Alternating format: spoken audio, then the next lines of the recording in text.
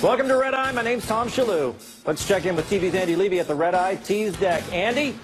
Thanks, Tom. Coming up on the big show, Donald Trump goes an entire press conference without picking a fight with the media. I kid the president, of course. Plus, a young woman in England is upset with the national lottery because she says her life has been awful ever since she won. I think I speak for everyone when I say, sod off. And finally, a plus-size Playboy model says when she strips down and rolls around in the sand, she's not doing it for men. We'll talk to men, whom I'm guessing will say, we don't care. Back to you, Tom. Thank you, Andy. Let's welcome our guests. Her name has too many vowels to not be Italian. Washington Times columnist Madison Jessiotto. He's happy to be here, and that his parents didn't name him Michael. Comedian and star of Nothing's Easy on ComedyCentral.com, David Angelo. Michael Angelo. Did they get that? I think they did. He was born to be a Republican. I mean, his name is Rich. Editor of National Review, Rich Lowry. And his book is called Follow That Car. Pretty sure it's about Princess Diana. Is that too soon? Ooh. That one? I don't know. Sitting right next to me, comedian Jimmy Fallon. Hey, everybody. Okay, let's start the show.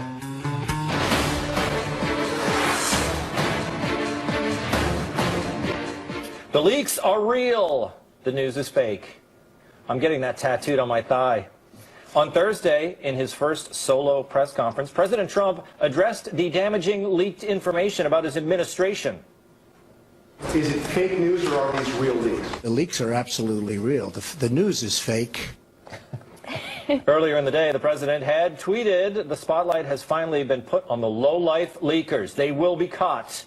Later, he talked about how he would root out those wretches. I've gone to all of the folks in charge of the various agencies, and I've actually called the Justice Department to look into the leaks. Those are criminal leaks. Trump's eagerness to track down the leaks comes after National Security Advisor Michael Flynn was forced to resign this week. There is much, much more to get to in Trump's press conference, but let's start with this. Oh. Hey. Us. Let's start with discussion, shall we? I thought we were going to do one more thing. Rich, I'm sure you were glued to the press conference, as I was. I was a little worried the controversy of the last couple of weeks would have distracted Trump from attacking the media. But yes. No, he's still attacking the media. And look, this is classic Trump. This is exactly what we've saw almost every day in the campaign trail. Combative, outrageous, funny, completely different.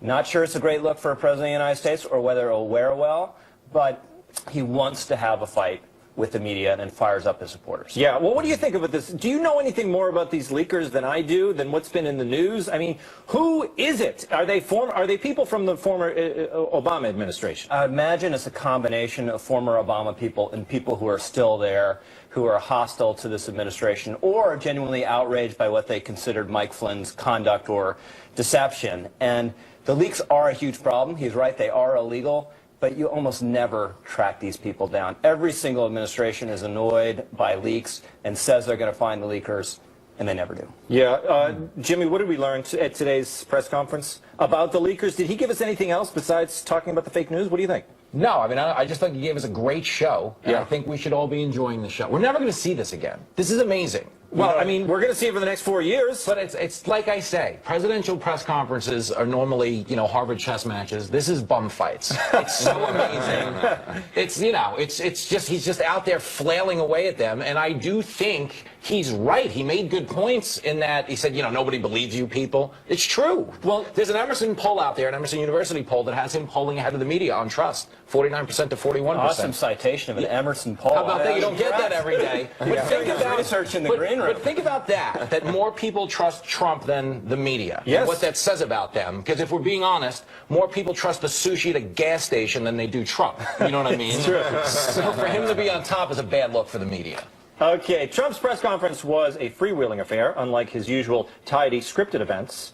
The president offered some gentle criticism of the media.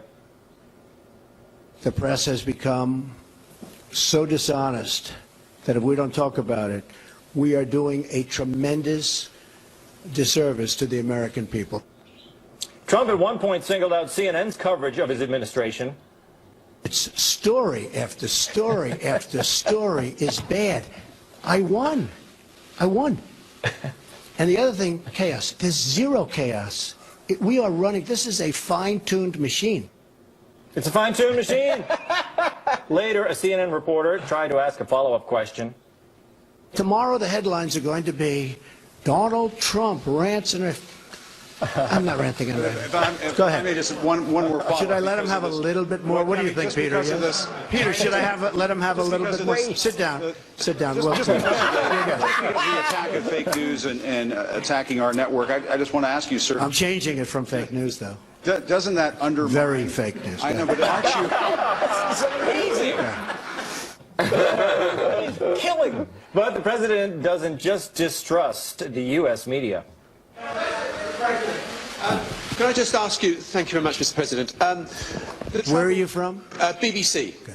Here's another beauty. At the very end of the press conference, Trump finally got a good question. She does a lot of great work for the country as well. Can you talk a little bit about what First Lady Melania Trump does for the country? Now that's what I call a nice question. That is very nice. Who are you with? UNF News, it's an independent. Good, I'm going to start watching. They gained a viewer. Not bad. Madison, I mean, the press conference is a lot of fun. I mean, I was laughing through the whole thing, and I'm laughing watching the replay of it. But, I mean, he is right about CNN. Have you watched them? It is story after story. Yeah, I mean, as far as I'm concerned, he's winning when it comes to him versus CNN and other mainstream news networks, and he's controlling the narrative. They can't seem to keep up with him in terms of how he handles these situations, and you think they would learn. You know, he's been around for how many years doing this? He's really not that new anymore, and they can't keep up with him. I think it's great, and so many of his supporters are loving it. You know, they feel like they have a dog in the fight, and they have someone who's out there fighting for them.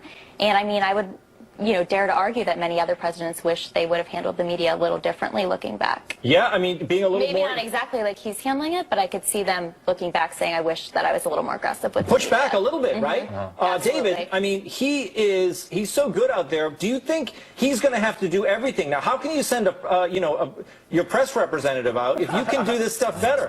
Spicer's fired. Yeah. Why not? Why not? Wouldn't it be better to just have him every day? I think it would be good. You get the answers. You don't have to go through Spicer. But, you know, I agree. The media is garbage. Yeah. Well, I don't know why this is controversial. The media is awful. Yeah. And you know, CNN, they run fake news after fake news. And I feel weird saying a buzzword. Yeah. But it's legitimately fake news. Very fake news. Yeah. Yes, now it's very fake. Yeah, you're right. You're right. Dated on that reference. Well, what do you think of these leakers, though? I mean, he says he's going to track him down. Is he going to get, you know, remember with Hillary, it was, you know, lock her up. Is he going to be able to lock up these leakers? I don't know. He's going to make an example of someone. It's going to get weird.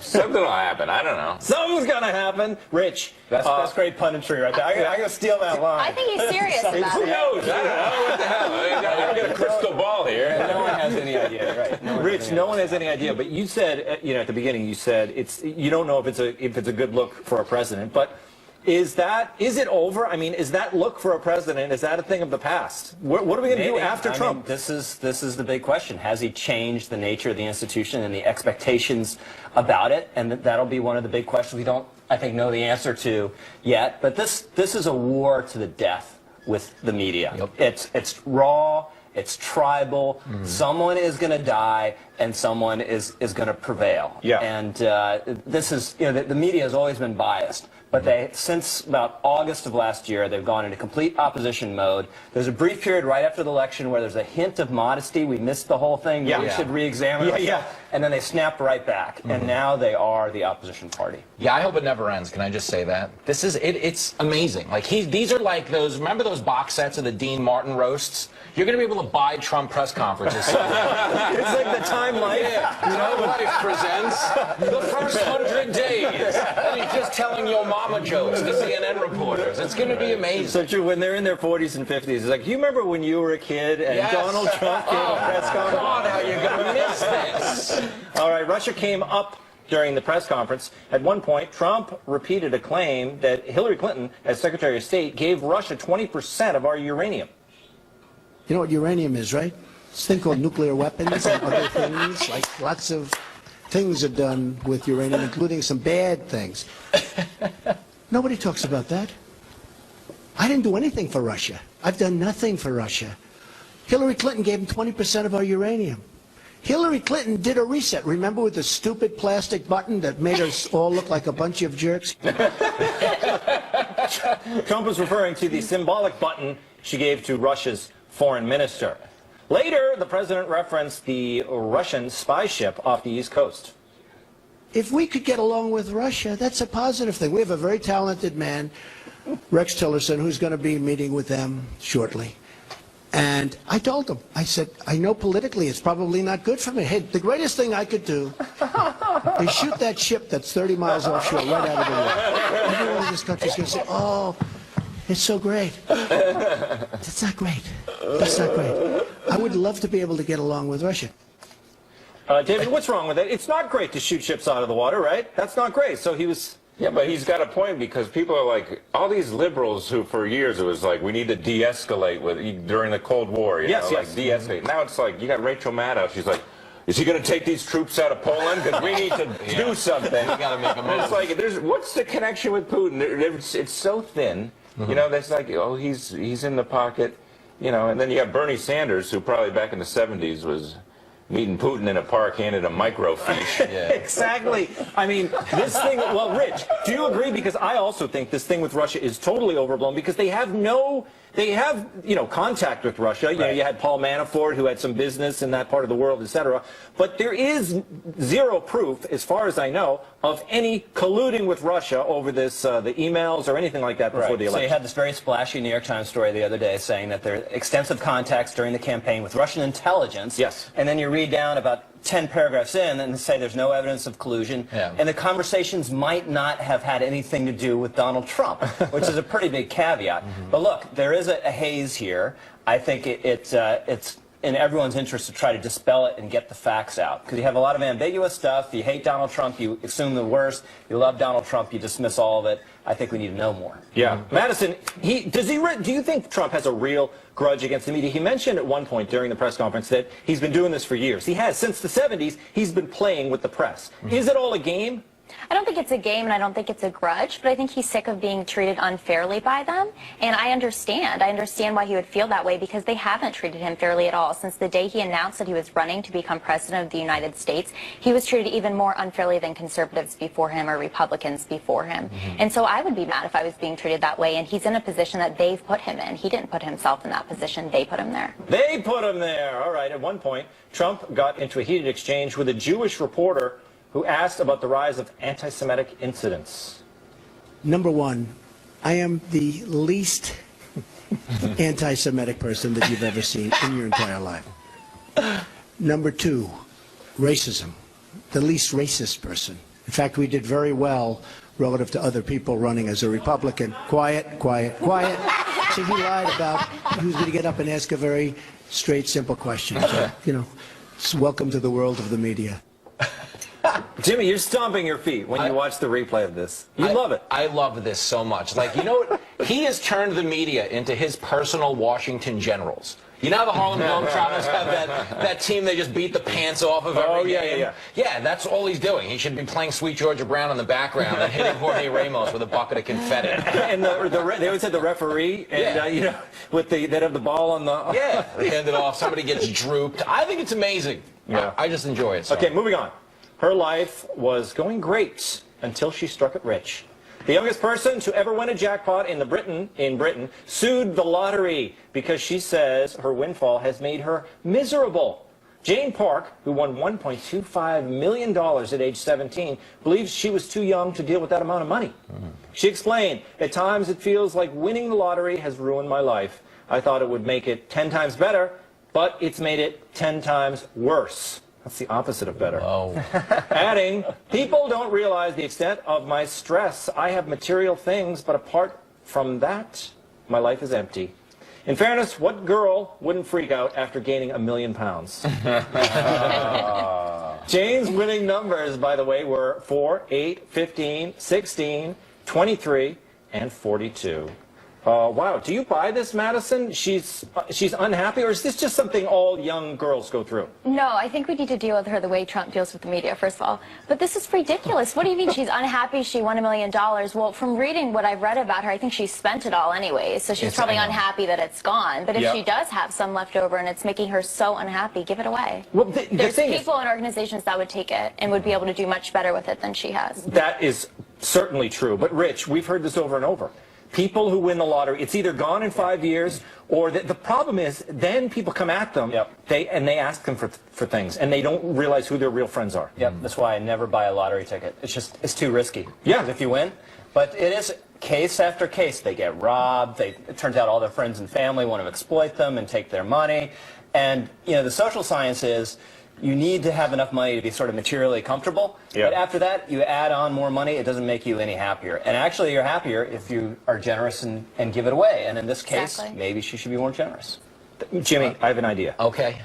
Start living like a millionaire now while you buy the lottery tickets. Go into debt. And then if you win... It's like a reprieve. Yes. And if you lose... I don't know. I haven't worked that out yet. Just roll with it. No, I like your style. Exactly. I like your style. I think it works. I want everybody at home to realize, like, this woman is a jackass. And I want to get this out here. Just because someone has a British accent doesn't mean they're smart. We always do that in this country. We just assume these British people are smart because they have that accent. It bumps them up a few points in IQ.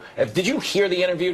Have you watched any clips of this woman? She's a complete idiot. She did blow the money, to your point. She definitely blew the money. And she's doing this to try to become relevant. Like she's going to be able to write some type of life lesson, golden fleece book. I think it's good. I mean, I think her lesson is good, David. She's saying money can't buy happiness. Here's why her story falls apart. She's suing the lottery. Well, what's she suing for? Money? Money. Yeah, you're right. Hey. What are you going for? Well, she said it's for the principal. In fact, she dropped the suit later today. She made a statement, and she said, I'm not going to sue. But she said, I think it's already worked because everyone's talking about it. That's all she wanted. I mean, winning the lottery is not great. I mean, you don't get... What's more nouveau riche than winning $50 million betting at a liquor store? I mean, it's like... Would you take the lump sum? I would. Yes, I would divvy it up. You would? Yeah. They say you're supposed to, but I wouldn't do it. I would want to space it out. Okay, coming up. When models roll naked in the sand, are they doing it for your benefit? The answer to this titillating question next.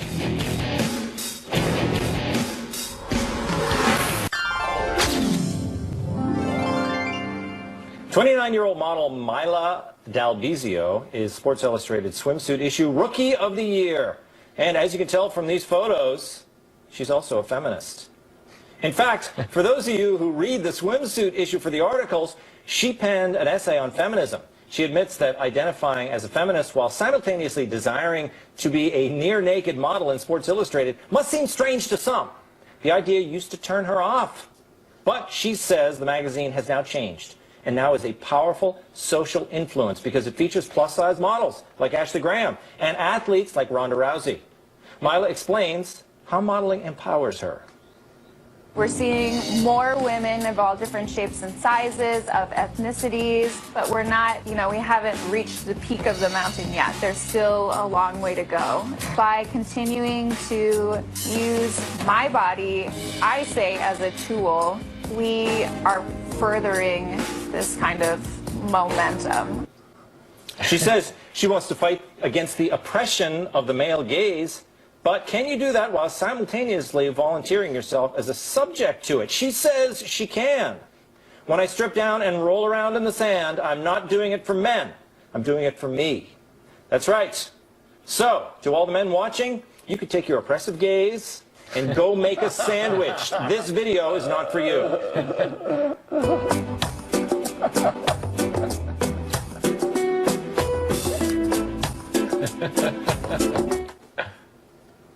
That's not long enough to make a sandwich. I've been thinking about you, just can't live without you. My love control you.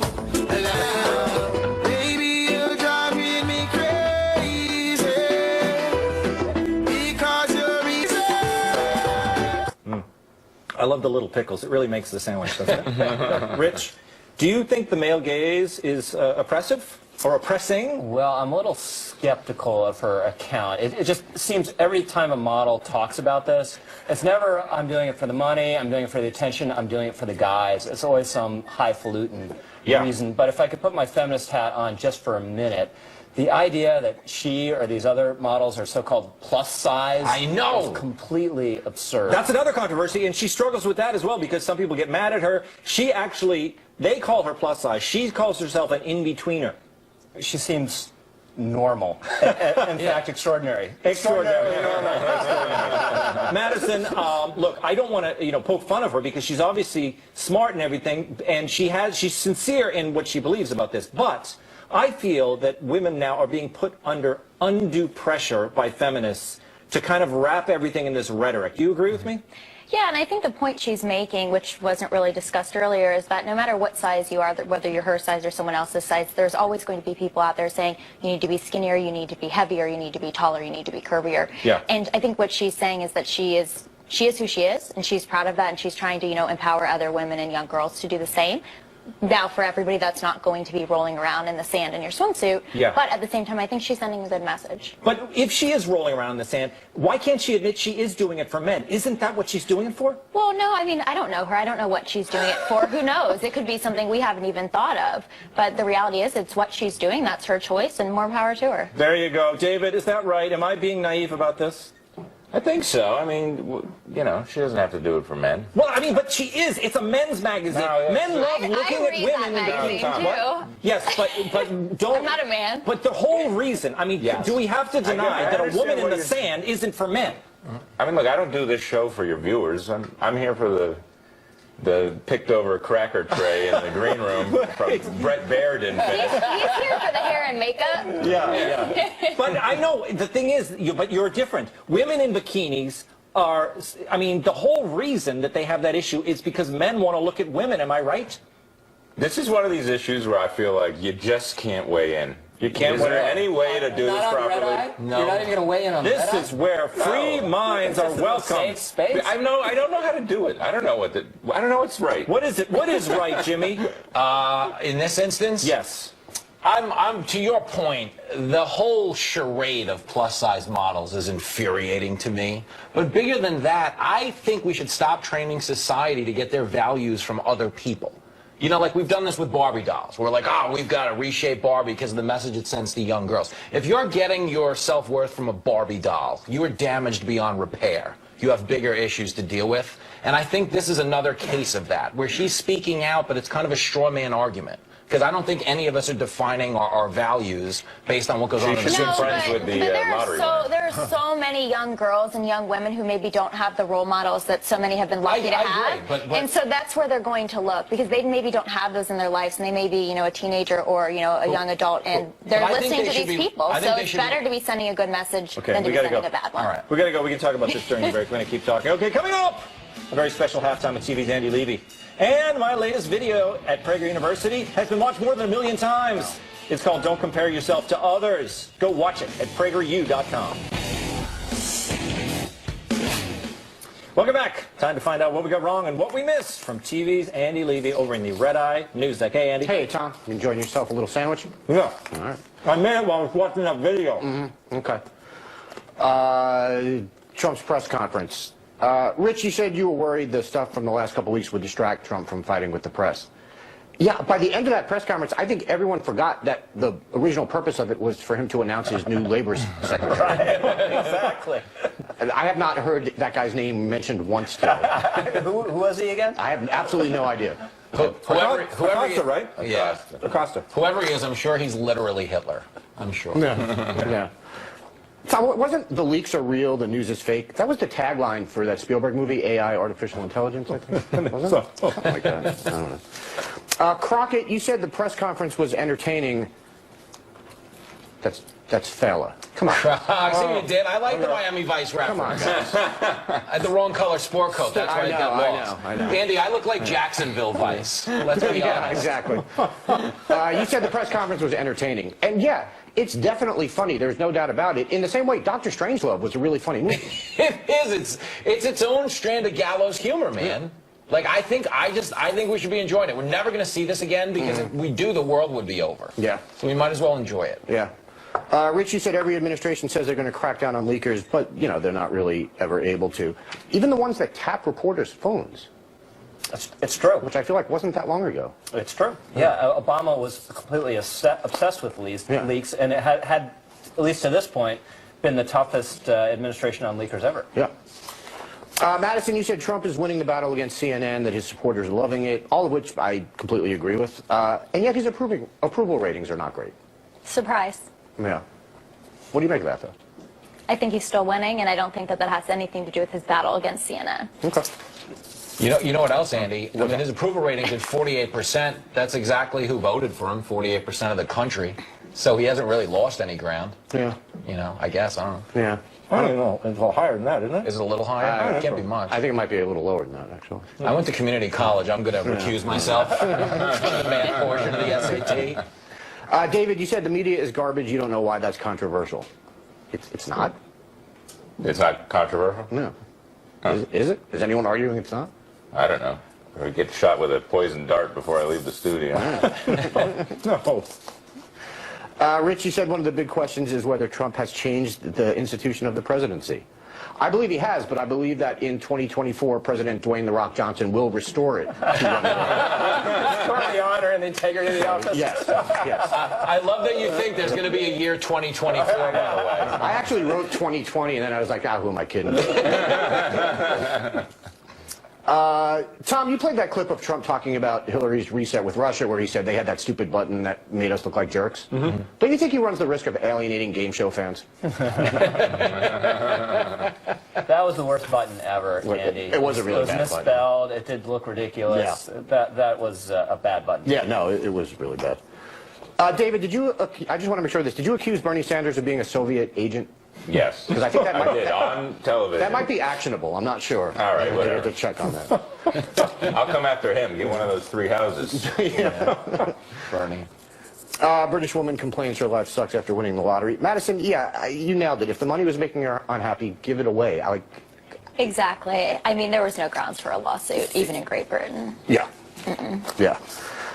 Speaking of which, David, you said she's suing the lottery, and then Tom, you said she dropped the suit. Mm-hmm. She never actually sued. She just threatened to sue. Mm-hmm. Just so we're clear on that.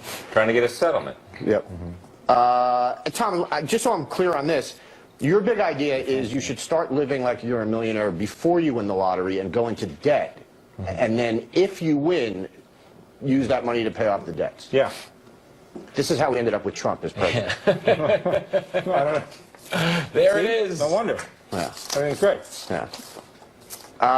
The plus-size model thing. Tom, by the way, I don't think a single person heard a word of your monologue. Well, I mean... Just so you know. Yeah. Yeah. I don't think it was meant to be heard. Yeah. And just lastly, Rich, you said the idea that that she and other models like her are actually plus-size is absurd. Which, yeah, sure, in the real world. But I think not being a size 0 in the modeling world makes you plus-size. Yeah, well, that's the problem. Yeah. I mean, it's a completely unrealistic and artificial standard. Yeah, no, I totally agree. It's ridiculous. Yep. Derek Jeter's wife just got pregnant. Oh, to the end of the show? Yeah. Oh, we got to go. I'm always cutting you off because you're always talking. Thanks, Andy. Thanks, very special thanks to my whole panel. Stay tuned for President Trump's press conference in its entirety next.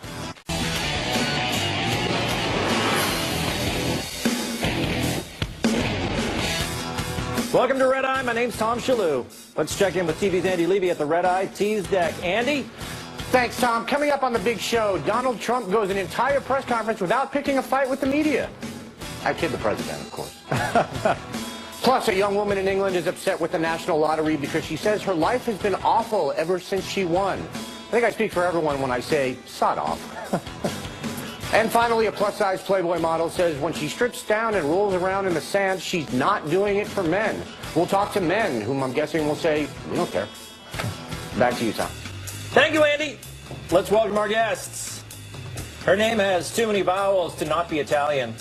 Washington Times columnist Madison Otto. He's happy to be here, and that his parents didn't name him Michael. Comedian and star of Nothing's Easy on ComedyCentral.com, David Angelo. Michael Angelo. Did they get that? I think they did. He was born to be a Republican. I mean, his name is rich. editor of National Review, Rich Lowry. And his book is called Follow That Car. Pretty sure it's about Princess Diana. Is that too soon? Ooh. That one? I don't know.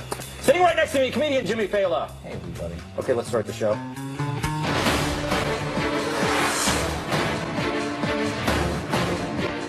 The leaks are real. The news is fake. I'm getting that tattooed on my thigh. On Thursday, in his first solo press conference, President Trump addressed the damaging leaked information about his administration. Is it fake news or are these real leaks? The leaks are absolutely real. The news is fake. Earlier in the day, the president had tweeted, "The spotlight has finally been put on the low-life leakers. They will be caught." Later, he talked about how he would root out those wretches. I've gone to all of the folks in charge of the various agencies, and I've actually called the Justice Department to look into the leaks. Those are criminal leaks. Trump's eagerness to track down the leaks comes after National Security Advisor Michael Flynn was forced to resign this week. There is much, much more to get to in Trump's press conference, but let's start with this.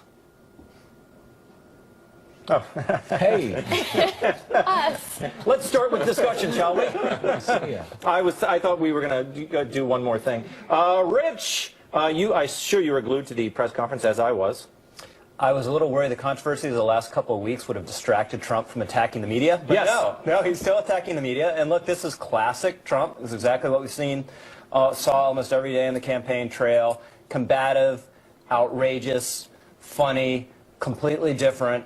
Not sure it's a great look for a president of the United States or whether it'll wear well, but he wants to have a fight with the media and fires up his supporters. Yeah, well, what do you think about this? Do you know anything more about these leakers than I do, than what's been in the news? I mean, who is it? Are they people from the former Obama administration? I imagine it's a combination of former Obama people and people who are still there, who are hostile to this administration or genuinely outraged by what they considered Mike Flynn's conduct or deception. And the leaks are a huge problem. He's right, they are illegal. But you almost never track these people down. Every single administration is annoyed by leaks and says they're going to find the leakers, and they never do. Yeah. Jimmy, what did we learn at today's press conference about the leakers? Did he give us anything else besides talking about the fake news? What do you think? No, I mean, I just think he gave us a great show, and Yeah. I think we should all be enjoying the show. We're never going to see this again. This is amazing. Well, I mean, we're going to see it for the next 4 years. But it's like I say, presidential press conferences are normally, Harvard chess matches. This is bum fights. It's so amazing.